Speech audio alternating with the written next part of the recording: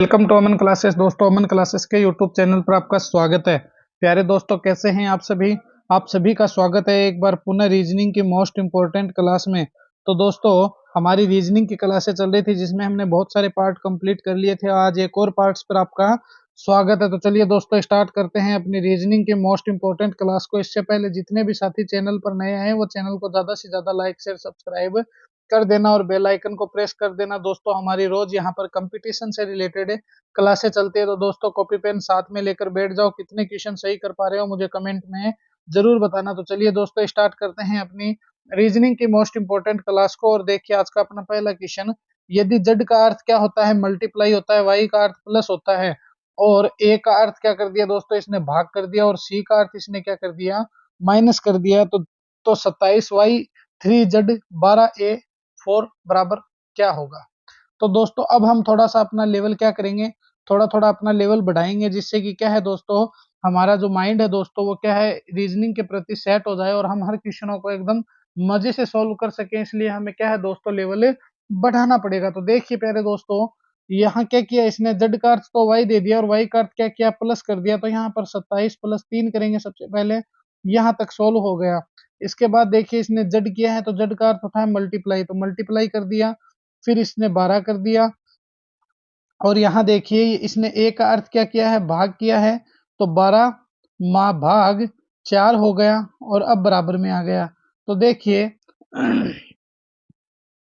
ये अपनी समीकरण बन गई 27 + 3 × 12/4। तो सबसे पहले देखिए इसको सोल्व करते हैं। 27 को एज इट इज रहने दो, प्लस 3 को एज इट इज रहने दो, इंटू 12 को देखिए 4 से काट दीजिए, 4 3 12, तो 3 आ गया। तो 3 को 3 से मल्टीप्लाई कीजिए, कितना आ जाएगा, देखिए यहाँ पर 12 को 4 से काट दीजिए, 3 आ जाएगा। तो ये देखिए 9 हो जाएगा, और 27 और 9 कितना होता है, तो देखिए 27 + 9 कितना होता है प्यारे दोस्तों, वो हमारा आंसर हो जाएगा। तो 27 + 9 होता है 36।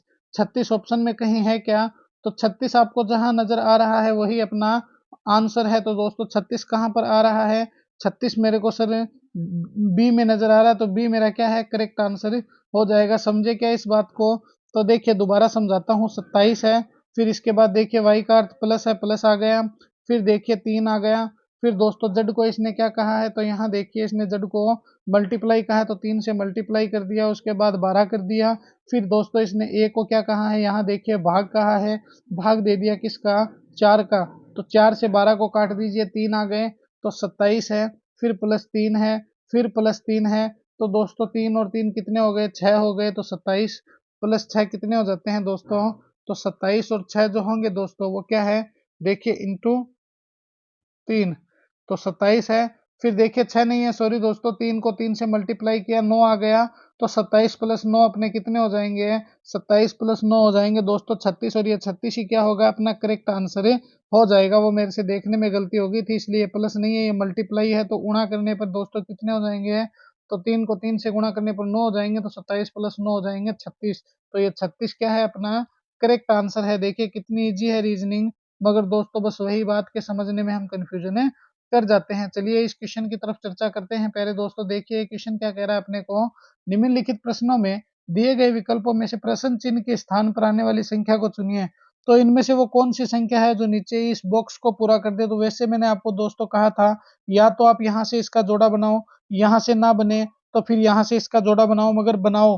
खाली हाथ मत बैठो, खाली हाथ बैठने वाले को वही मिलता है जो मेहनत करने वाले क्या है, कचरे में फेंक कर चले जाते हैं। जिसके कोई काम का नहीं होता वो खाली हाथ बैठने वाले लेते हैं। आप उन बच्चों की श्रेणी में आओ जो यूपीएससी तक पहुंच रहे हैं दोस्तों। हमें उन बच्चों की श्रेणी में नहीं रहना है जिसको बीएसटीसी ही पास नहीं हो पाती है, ठीक है। तो देखिए ये क्वेश्चन कैसे सोल्व होगा। तो सबसे पहले यहाँ से देखिए 6 4 10 होते हैं, पहले यहाँ से सेट करते हैं, उसके बाद यहाँ से सेट करेंगे। 6 + 4 कितने होते हैं, 10, 10 - 1 कितना हो गया, 9 हो गया। 8 और 5 कितने हो गए, 13 हो गए दोस्तों। 13 में से कितने माइनस करें, तो दोस्तों 1 माइनस करेंगे, ये 12 आ गया, मगर यहाँ तो 7 है, इसलिए ये तो अपना क्या है, बहुत ही गलत हो जाएगा। इसको तो हम सेट किसी भी हालात पे नहीं कर सकते हैं। तो यहाँ से देखिए ये कैसे सेट होगा, चलिए मैं इसको सेट कर ही देता हूँ। देखिए 4 + 5 कितने होते हैं, 9 होते हैं। 9 में से इस 6 को माइनस कर दीजिए, इनको तो दोस्तों आपस में जोड़ दीजिए, इनको तो आपस में जोड़ दीजिए, और नीचे वाली को क्या कीजिए, इनको माइनस कर दीजिए।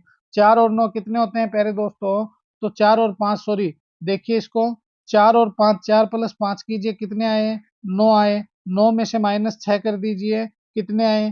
3 आए। 3 नीचे है क्या? बिल्कुल है। इसी प्रकार इनको ऐड कर दीजिए, 6 + 8 कितने होते हैं? तो 6 और 8 सर मेरे 6 और 8 होते हैं 14। 14 में से जब आप 7 को माइनस कर दोगे, कितने आ गए? 7 आ गए। 7 यहाँ है क्या? बिल्कुल गुरुवर, यहाँ पर देखने को मिल रहा है मेरे को 7 है। 9 + 7 कीजिए, कितने हो गए? तो सर 9 और 7 होते हैं 16। कितने होते हैं? 16 होते हैं। 16 में से कितने माइनस करूं सर जी? तो 8 माइनस कर दूं तो क्या आएगा? तो फिर मेरा 8 आ जाएगा। 8 कहीं पे है क्या? बिल्कुल सी में है। 16 में से 8 माइनस करेंगे, कितना आ गया? 8 आ गया। तो ये 8 ही अपना क्या होगा यहाँ पर?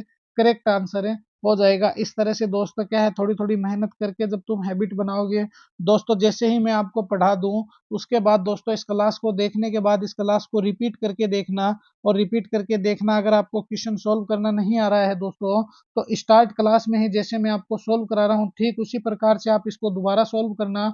आप भी मेरी तरह दोस्तों क्या है, खिलाड़ी बन जाओगे। देखें नेक्स्ट क्वेश्चन, दी गई आकृति में कितने त्रिभुज है? तो हमें इसमें ट्राइंगल ज्ञात करने हैं, कितने हैं?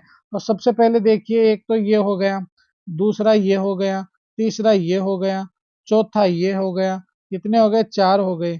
पांचवा दोस्तों कौन सा वाला है? पांचवा ये वाला हो गया। तो इसमें टोटल कितने त्रिभुज है दोस्तों? 5 ही त्रिभुज है। क्या है? 5 ही त्रिभुज है। देखिए कैसे निकाला मैंने, तो सबसे पहले इनमें देखिए आप ऐसे मैच कीजिए। देखिए सबसे पहला तो ये वाला हो गया, बड़ा वाला, फिर ये छोटा वाला, फिर एक ये त्रिभुज हो गया। तो कितने हो गए? 1 2 3, और एक ये 4 हो गया, और एक ये वाला हो गया 5। तो इसमें टोटल कितने त्रिभुज है?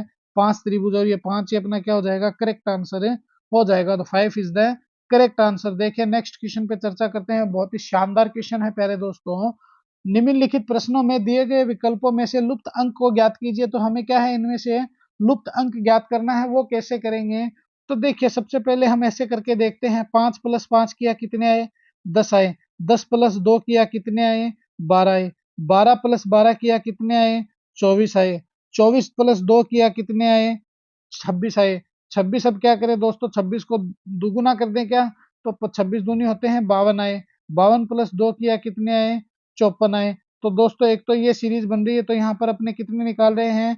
तो दोस्तों 52 भी निकाल रहे हैं। चलो एक बार के लिए मान लेते हैं 52 हो गया, मगर दोस्तों एक ये भी सीरीज बनती है। देखिए 5 को 2 से मल्टीप्लाई कीजिए, 5 दूनी 10 आ गए। 10 + 2 कीजिए, कितने आ गए? 12 आ गए।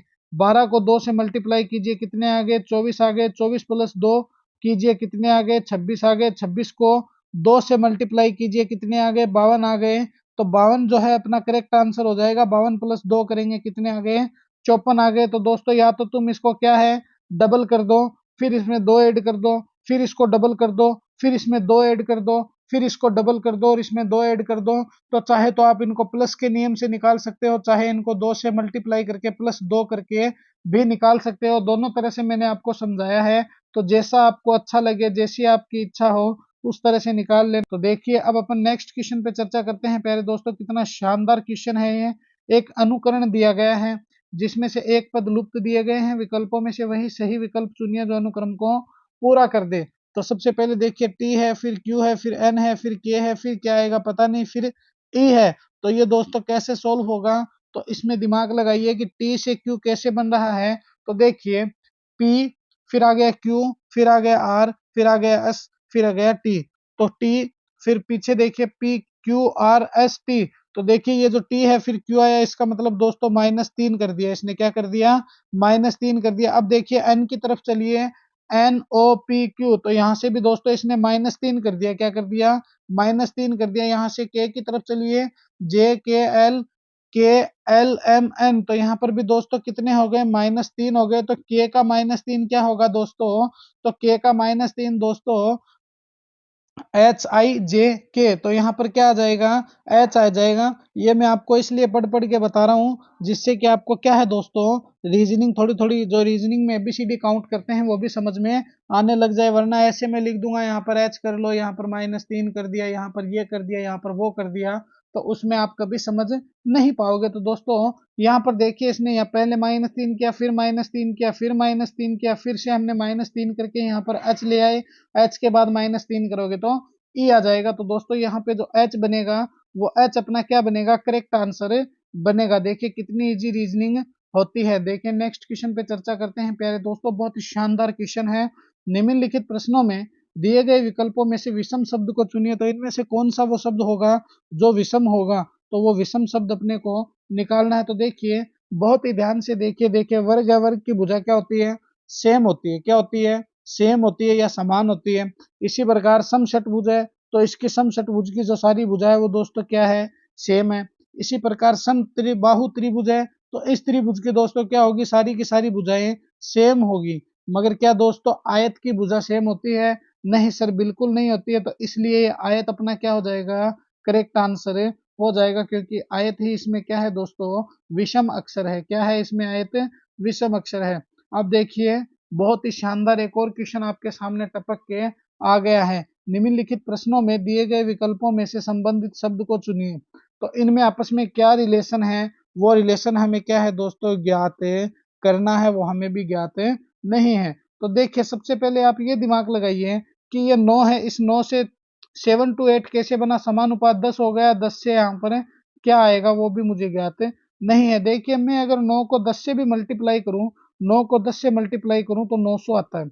अगर 9 को 5 से मल्टीप्लाई करूं तो 450 आता है, 9 पंजे 45 के हिसाब से। मगर 728 तो दोस्तों नहीं बनता है किसी भी कंडीशन में। तो ये 9 कैसे बनेगा, देखिए दोस्तों मैं अगर 9 का क्यूब करूं, 9 का क्यूब करते ही मेरे को कितना मिलता है, 729 मिलता है, 729 मिलता है। इसमें से मैंने एक माइनस कर दिया, कितने आ गए, तो दोस्तों अपने 728 आ गए। अगर आप 9 इंटू 9, 9 इंटू 9 इंटू 9 करोगे ना, तो 9 में 81 हो गया। 81 को 9 से मल्टीप्लाई करोगे तो देख लेना 728 आएगा, 759 आएगा। इसमें से इसने एग्जामिनर ने एक माइनस कर दिया है। इसी प्रकार अगर मैं 10 का क्यूब करूं तो मुझे 1000 मिलेंगे। क्या मिलेंगे, मुझे 1000 मिलेंगे 10 के क्यूब करने पर। मगर पीछे इसने एक माइनस किया है, तो मैं इसमें से एक माइनस करूं तो मुझे 999 प्राप्त होंगे, जो कहाँ है, ऑप्शन में डी में है। तो डी मेरा क्या हो जाएगा, करेक्ट आंसर हो जाएगा।